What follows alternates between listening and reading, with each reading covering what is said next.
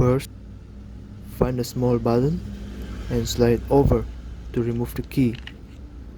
Then, use minor screwdriver, cover it with cloth, then twist it.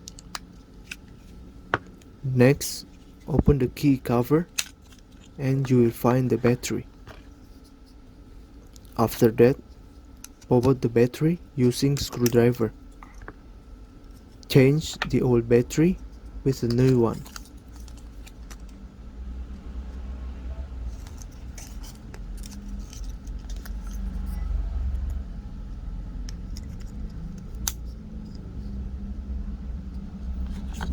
Then close the key cover